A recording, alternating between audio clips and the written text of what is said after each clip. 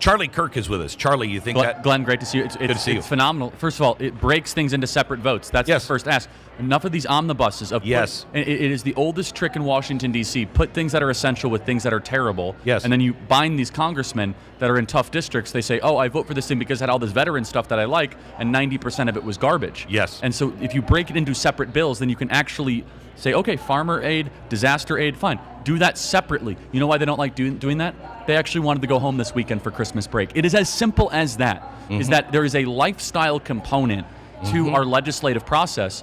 And when I first learned that, I said, wait a second, we have nurses, EMTs, we have people on 24 call that are working Christmas Eve and Christmas all through New Year's that are making the country run. Our members of Congress can work through Christmas to go do 12 or 15 separate votes.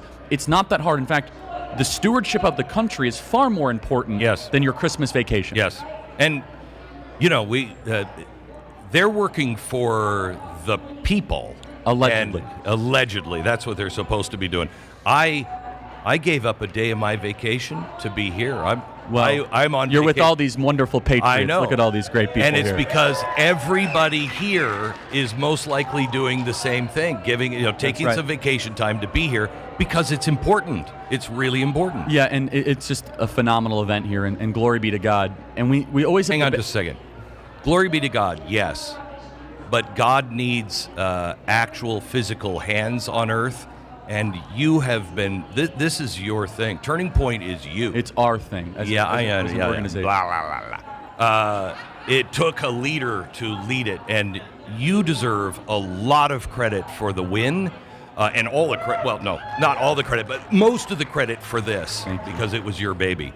Thank you, Glenn. That's very touching, and you know this, and I'll throw it back at you. You've been an instrumental piece in my worldvie formation. Okay. So he won't accept it. So I got to get better at receiving compliments. I've heard you, and it's really great, and I'm grateful that we have a good relationship and we've helped each other out. But let's talk about what we're facing January 20th, because I am for the spending cuts. I am against raising the debt limit, but if I were in Congress, I would have done it this time because I want to give Donald Trump the benefit of the doubt. I think he deserves it. He's earned it. And I find it credible. He's not a debt guy, but Elon Musk is. Right. And Trump knows, along with Elon Musk, we got to grow the economy, but we also have to cut it down. And I'll give Donald Trump the benefit of the doubt because if he doesn't cut the size of government dramatically, he doesn't stand a chance. He must shrink the size of the state. A couple things. Number one, on this legislative back and forth, is that President Trump wants a clean slate. What does that mean? He does not want to inherit all of the problems of this dysfunctional Congress, and he has to go clean this up, and his agenda that he ran on, that people voted for, would be thwarted.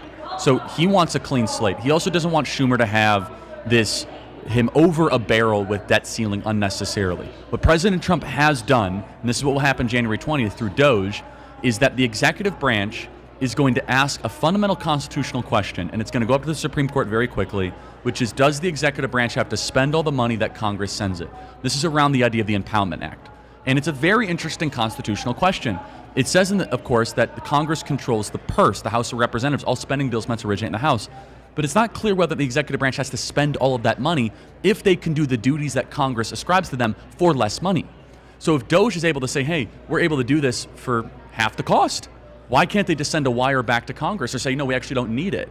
And that constitutional executive tension theoretically could result in hundreds of billions of dollars of cost savings. And that is centered around, Russ Vogt has talked about this from Office of Management and Budget, who's 10 out of 10, he's spectacular. Is the Impoundment Act and then also the Presidential Reorganization Act. I think that's a really healthy debate because our founders never wanted legislative supremacy. You know this. They wanted co-equal branches. And we're living under this idea that Congress can just bully the executive branch of what to do with spending. You must spend it. In fact, Glenn, you've covered the horror stories of cabinet officials and agency secretaries that have to spend the money. Like right now what's happening is they're finding things to spend money on because their money's going to run out. And if you don't spend it, then you lose it the next time. There's no reward for saving it, and they'll say, well, even if we don't spend it, it has to be sent to another agency. No, that's not correct. What if every agency says, try to do this for 70% of the cost or half of the cost? And you're talking about a $6 trillion beast. The ask is very simple. Can we go back to pre-COVID spending? Can we go back to 2019 spending? When we do that, we have a $500 billion surplus, just back to pre-COVID spending levels. And so the way that we shrink the size of government and the state is going to be done in a different way, because typically it's like, well, you must immediately get congressional buy-in. Right. The executive branch has a co-equal role right. in identifying and potentially even saving money that Congress was forcing them once. And the Democrats are taking everything to court. How long before Donald Trump just starts to shut parts of the government down?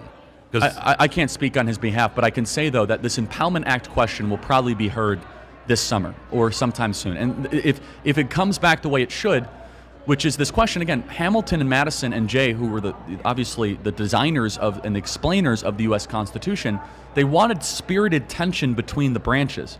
They wanted collision. They wanted the branches to kind of, not to be at war with each other, but to have different opinions on how governing should. This idea that the executive branch must bend a knee because Congress has appropriated the money. And so, look, in addition to that, is if we can get, this is where the other thing is that I was pushing for, and I don't think it's going to happen, is if we can reauthorize the Presidential Reorganization Act, which has been authorized many times, which essentially says if an agency can do the work that is duplicative of another agency, it no longer needs to exist. So let's just take the Department of Education, which needs to end.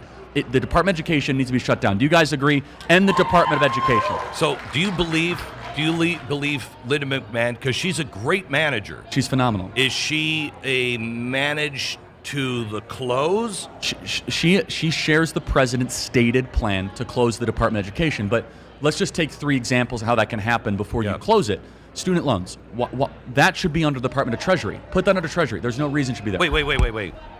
Why do we have it? No, that was the problem. I agree. That's going to require Congress. What I'm getting at, though, is at least you can break apart. Yes. I agree. We should get rid of any subsidized student loans. Yes. I'm just getting at, this is the way that you can actually weaken an agency to no longer exist through duplicative type processes. Right. School-assisted lunch. You can make an argument for it or against it, but school-assisted lunch, basically, that the taxpayers need to pay for lunch. That could be under Department of Agriculture. They do food stamps. Much better done. And then finally, they have this whole separate office of the Department of Education that is Senate-confirmed Tier 2 position that is the Office of Civil Rights. Put that under the Department of Justice. They don't need your own civil rights division in the Department of Education that goes and harasses our Christian schools and goes after conservative kids. So you can completely close that. That's 3 functions. All of a sudden, the Department of Education inherently weakens. And you know this, Glenn.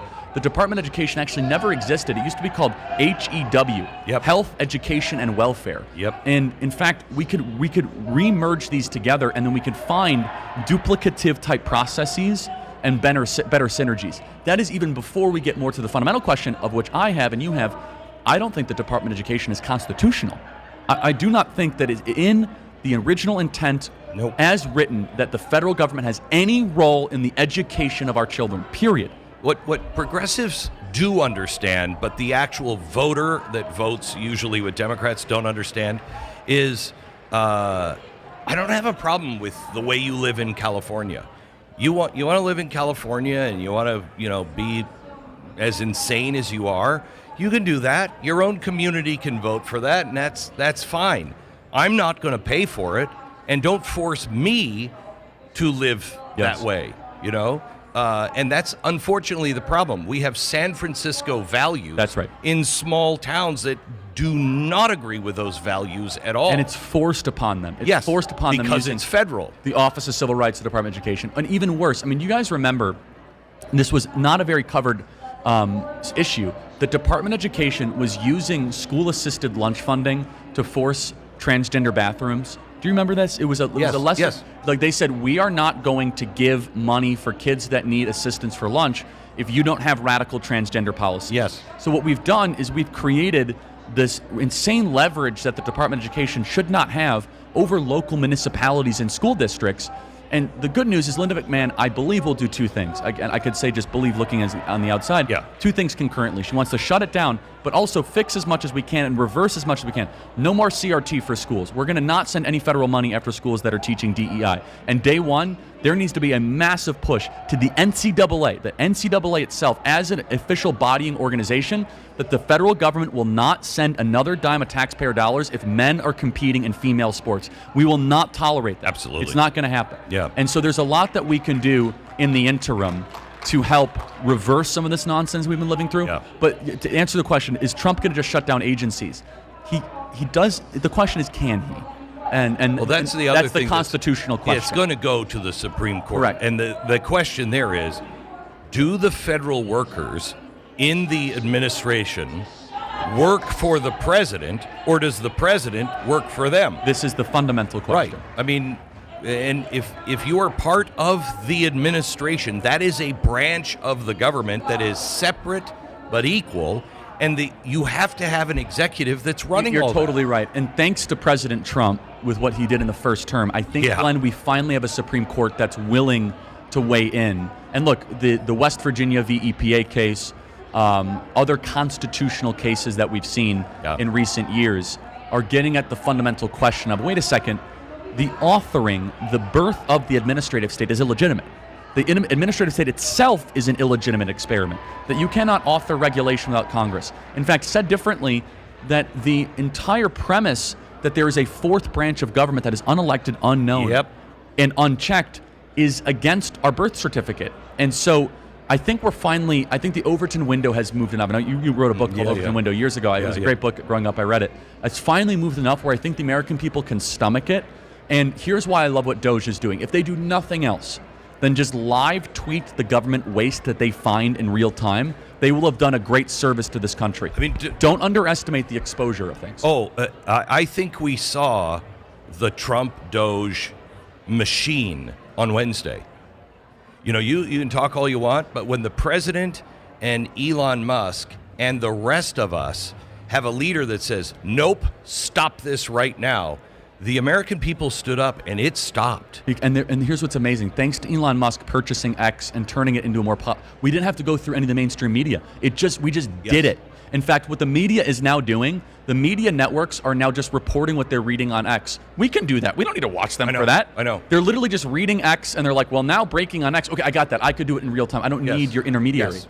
And so it's a decentralization and a small d democratization of the flow of information. I will tell you, when we were talking about Time Magazine and the Person of the Year, there's no other choice than Donald Trump. He is the guy he's going to change the whole world. And if he does what he said, he will be remembered as another Abraham Lincoln kind of guy, kind of figure. I think you're right. An anti-FDR / Wilson.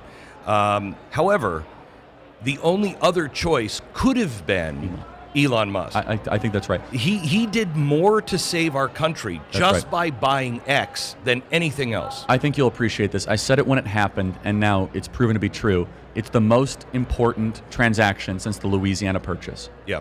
And of scale and importance. Yeah. And I believe it was the cause that was set in motion that helped us save our civilization. Yep.